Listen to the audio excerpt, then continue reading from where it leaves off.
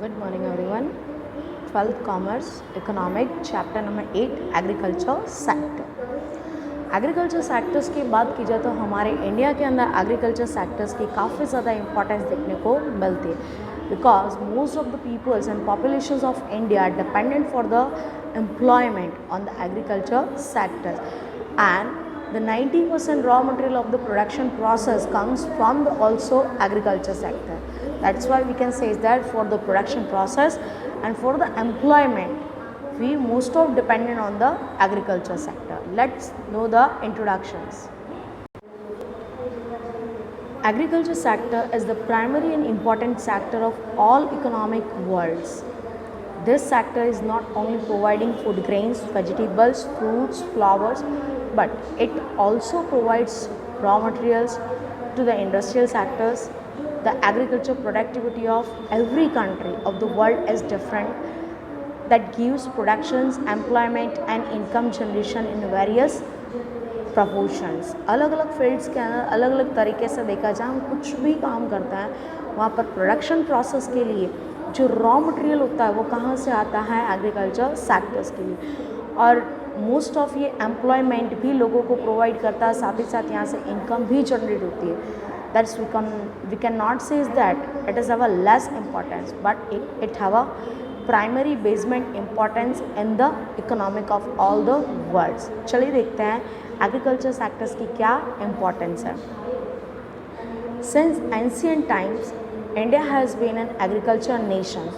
बहुत समय से इंडिया पहले से एग्रीकल्चर नेशन है due to a high dependency on these sectors for agriculture productions, for employment and for export. हमारे इंडिया का मोस्ट ऑफ जो प्रपोर्शंस होता है वो एग्रीकल्चर फील्ड का प्रोडक्शंस है. एम्प्लॉयमेंट भी वहाँ पर ज़्यादा से ज़्यादा लोगों को मिलता है और प्लस इसका हम एक्सपोर्ट भी करते हैं. It is like the life line of India. हम इसे इंडिया की लाइफ लाइन के नाम से भी जान सकते हैं. So it has the status of being the backbone of the economy. That's why it says that it is a backbone of economy.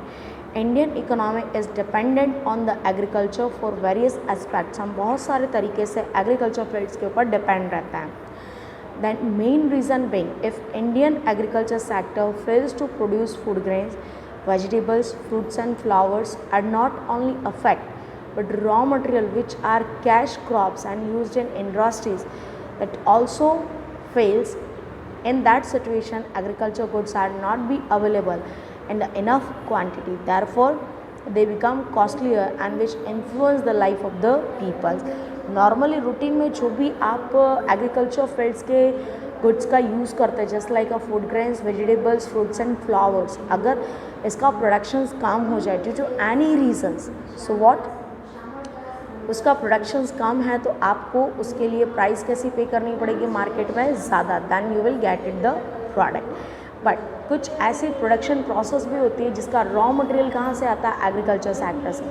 Suppose मान लो कि वो रॉ मटेरियल का प्रोडक्शंस भी कम हो तो सिंपल एंड शॉर्ट है कि रॉ मटेरियल कम होगा तो प्रोडक्शन कम होगा, प्रोडक्शन कम होगा तो डिमांड के हिसाब से जब प्रोडक्शंस नहीं होता है तो वहाँ पर प्रॉब्लम खड़ी हो जाती है कि डिमांड ज़्यादा है और सप्लाई कैसा कम, then it is also costlier. Therefore they become the costlier which influence the life of the peoples. In addition to that big proportions of India's population 68.8% populations as per 2011 के हिसाब से देखा जाए तो एग्रीकल्चर फील्ड्स के अंदर जो people connected हैं वो कितना है 68.8%. टोटल पॉपुलेशन का इतना पार्टीशन वहाँ पर कनेक्टेड है, उससे रिलेटेड कामकाज करता है, live in the rural areas. And if agriculture productions fails then the income of a big mass get negatively affected. Means what here we can say is that in the years of 2011 the total population 68.8% peoples are engaged with the agriculture sectors and lives in the rural areas. Almost जो हमारा 100% है उसका ज़्यादा से ज़्यादा percentage rural areas के अंदर रहता है और उसका भी मोस्ट ऑफ परसेंटेज किसके साथ एंगेज होता है एग्रीकल्चर सेक्टर्स के साथ. So we can say that whenever the production falls down of the agriculture sectors then the income and the mass of the populations have negatively affected. Due to this they have to reduce demand of industrial product. यहाँ पर जो industrial product की demand है वहाँ पर भी reductions देखने को मिलेगा, क्योंकि हमें यहाँ पे एग्रीकल्चर फील्ड से रॉ मटेरियल मिलता है, that's why. Thus, on one side, industries are not getting enough raw material, and on the other side, industrial products are not adequately demanded. अगर प्रॉपरली रेशियो में आपको रॉ मटेरियल प्रोवाइड ना किया जाए तो आप लोगों के डिमांड को सक्सेसफुली फुलफिल नहीं कर सकते हैं। So depending on the raw material, जब तक रॉ मटेरियल नहीं मिलता तब तक प्रोडक्शन नहीं हो सकता है, और प्रोडक्शन नहीं होगा तो लोगों की डिमांड को हम पूरा कर सकते नहीं हैं। Thus, it can be said that the agriculture failures provide the failures to industrial sectors. अगर agriculture sectors fail होता है तो industrial sectors भी fail हो जाएगा, and where both are badly affected, it is very obvious to say that the third sector, which is the service sectors, also faces fall in its demand and income. अगर industrial sector और agriculture sectors का productions बहुत bad तरीके से effect होता है तो उसकी इफेक्ट सर्विस सेक्टर पर भी देखने को मिलती है। जब सारे के सारे सेक्टर इस तरीके से अफेक्टेड हो जाएंगे तो एम्प्लॉयमेंट का जो रेशियो है, इनकम का रेशियो, प्रोडक्शन का रेशियो, तीनों के तीनों रेशियो क्या होते हैं, अफेक्टेड हो जाता है। In short, once the agriculture succeeds when whole nation progress, hence agriculture sector is the known as the backbone of the nations. Now we can say that agriculture sector is the one of the most important sector for all the things. That's why it is the backbone of the nations. Now, India utilizes industrialization since 1956 as per the 5 years planning period of second 5 years planning के अंदर हमारे India के industrialisation utilise हो गया था।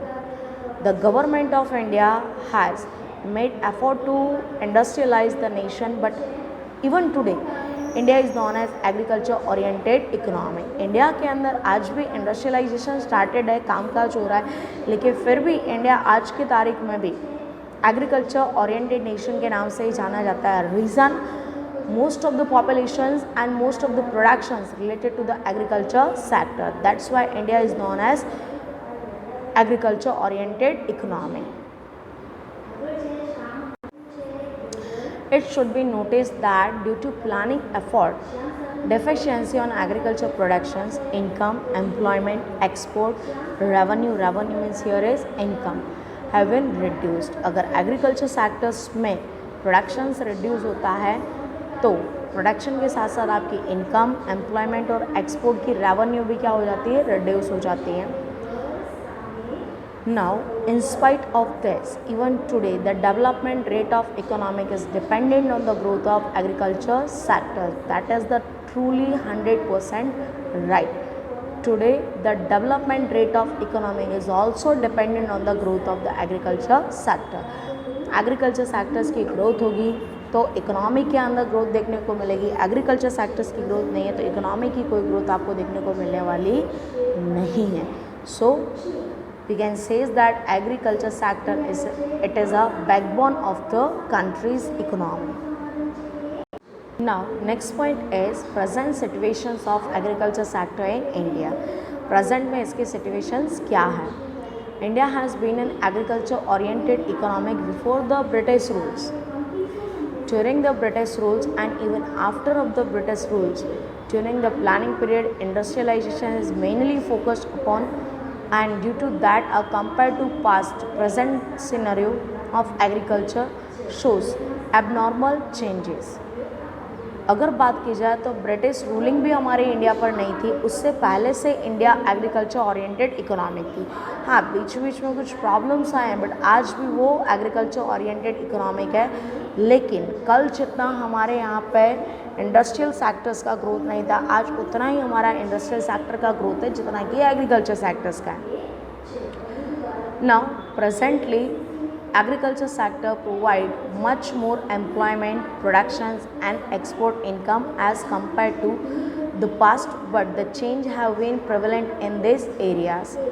बात की जाए तो पहले जितना ये एम्प्लॉयमेंट, प्रोडक्शंस और एक्सपोर्ट इनकम प्रोवाइड करता था उससे कई गुना ज़्यादा आज ये प्रोवाइड करता है, लेकिन उसके अंदर कुछ चेंजेस हैं। Now Do agriculture sector provide maximum employment to the economy? Its contributions to the shares in total revenue means what national income as compared to other sectors of economy is least. अगर current में देखा जाए तो उसका nation की जो income है उसमें पार्टिसिपेट कम है बट बाकी के सेक्टर्स का ज़्यादा है. फिर भी एम्प्लॉयमेंट की फील्ड में सबसे ज़्यादा अगर किसी सेक्टर्स का कंट्रीब्यूशन है वो है एम्प्लॉयमेंट का. तो इन शॉर्ट में हम कह सकते हैं कि नेशनल इनकम में पार्टीशन इसका कम है बट एम्प्लॉयमेंट में इसका रेशियो कैसा है, ज़्यादा है. To understand these changes about their types and directions, let us examine several factors of present scenario of the agriculture. देखते हैं करंट में क्या चेंजेस आया है. तो हमें यहाँ पे नीचे पूरा का पूरा डेटा दे करके रखा गया है. What's the changes comes in the agriculture sector and other sector. Now shares of agriculture sector in the national income बात की जाए तो 1950 एंड 51 में एग्रीकल्चर सेक्टर्स का पार्टिसिपेशन था 53.1%, जो 1960 एंड 61 में रिड्यूस हुआ और हो गया 48.7%. 1970 और 71 में हुआ 42.3%, 1980 एंड 81 में हुआ 36.1%, 1990 एंड 1991 में ये हो गया 29.6%. 2001 में इट बिकम्स 2000 एंड 2001 में इसका रेशियो था 22.3%. 2011 एंड 12 में नेशनल इनकम में पार्टिसिपेशन था 13.9%. इस तरीके से आप देख रहे हैं कि जैसे जैसे डे बाय डे इंक्रीज़ होते गए वैसे वैसे नेशनल इनकम में एग्रीकल्चर सेक्टर्स का पार्टिसिपेशन कैसा होता गया, कम होता गया. Now here we can say is that after the coming 5 years planning period the contributions of agriculture sectors in the national income it becoming reducing. वो धीरे धीरे रिड्यूस होने लगा जैसे जैसे एग्रीकल्चर सेक्टर्स और सर्विस सेक्टर्स का इंपॉर्टेंस बढ़ता गया वैसे वैसे इसका इकोनॉमिकली नेशनल इनकम में पार्टिसिपेशन भी घटता गया. सो इतना कॉन्सेप्ट आपको करना है. Thank you so much.